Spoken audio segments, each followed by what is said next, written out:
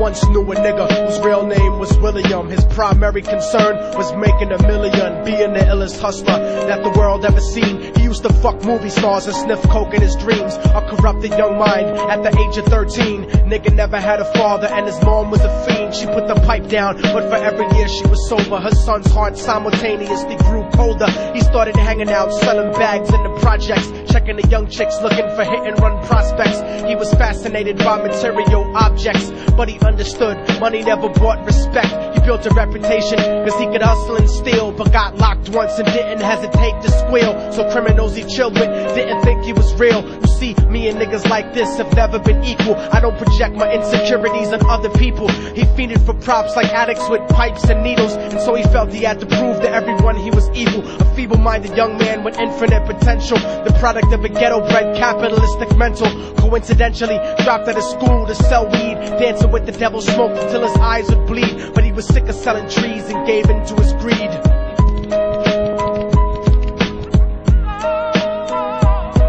Everyone tryna be tripe, never face the consequences. You probably only did a month for minor offenses. Ask a nigga doing life if he had another chance. But then again, there's always the wicked that knew in advance. Dance forever with the devil on a cold cell block. But that's what happens when you rape, murder, and sell rock. Devils used to be gods, angels that fell from the top. There's no diversity because we're burning in the melting pot.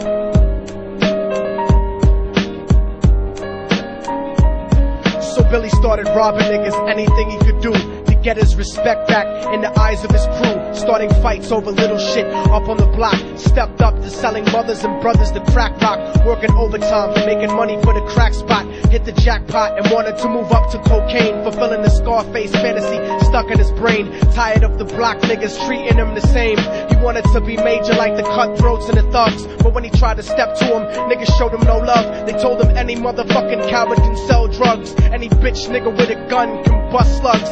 Any nigga with a red shirt can front like a blood. Even Puffy smoked the motherfucker up in the club. But only a real thug can stab someone till they die. Standing in front of them, staring straight into their eyes, Billy realized that these men were well guarded, and they wanted to test him before business started. Suggested raping a bitch to prove he was cold-hearted. So now he had a choice between going back to his life or making money with made men. Up in the sight, his dreams about cars and ice made him agree a hardcore nigga is all he ever wanted to be. And so he met them Friday night at 2:45.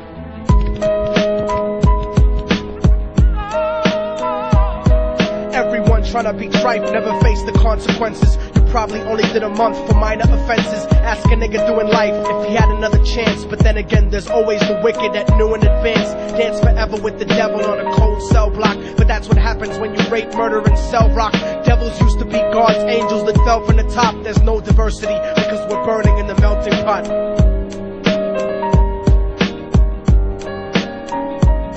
They drove around the project slow while it was raining, smoking blunts, drinking and joking for entertainment, until they saw a woman on the street walking alone, 3 in the morning, coming back from work on her way home. And so they quietly got out the car and followed her. Walking through the projects, the darkness swallowed her. They wrapped her shirt around their head and knocked her onto the floor. This is it, kid, now you got your chance to be raw. So Billy yoked her up and grabbed the chick by the hair and dragged her into a lobby that had nobody there. She struggled hard, but they forced her to go up the stairs. They got to the roof and then held her down on the ground, screaming, "Shut the fuck up and stop moving around." The shirt covered her face, but she screamed and clawed. So Billy stomped on the bitch till he broke in her jaw. Them dirty bastards knew exactly what they were doing. They kicked her until they cracked her ribs and she stopped moving. Blood leaking through the cloth, she cried silently. And then they all proceeded to rape her violently. Billy was made to go first, but each of them took a turn, ripping her up and choking her until her throat burned. Her broken jaw mumbled for God, but they weren't concerned. When they were done and she was lying bloody, broken and bruised, one of them niggas pulled out a brand new 22.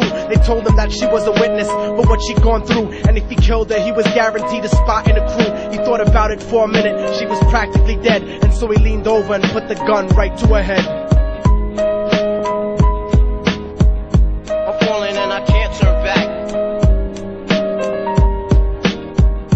I'm falling and I can't turn back. Right before he pulled the trigger and ended her life, he thought about the cocaine with the platinum and ice, and he felt strong standing along with his new brothers. Cocked the gat to her head and pulled back the shirt cover, but what he saw made him start to cringe and stutter, cause he was staring into the eyes of his own mother. She looked back at him and cried cause he had forsaken her. She cried more painfully, and when they were raping her, his whole world stopped. He couldn't even contemplate. His corruption had successfully changed his fate, and he remembered how his mom used to come home late, working hard for nothing, cause now what was he worth? He turned away from the woman that had once given him birth, and crying out to the sky cause he was lonely and scared, but only the devil responded cause God wasn't there. And right then he knew what it was to be empty and cold, and so he jumped off the roof and died with no soul. They say death takes you to a better place, but I doubt it. After that they killed his mother and never spoke about it. And listen, cause the story that I'm telling is true, cause I was there with Billy Jacobs and I raped his mom too. And now the devil follows me everywhere that I go. In fact, I'm sure he's standing among one of you at my shows, in every street cipher listening to Little Thug's flow. He could be standing right next to you and you wouldn't know. The devil grows inside the hearts of the selfish and wicked.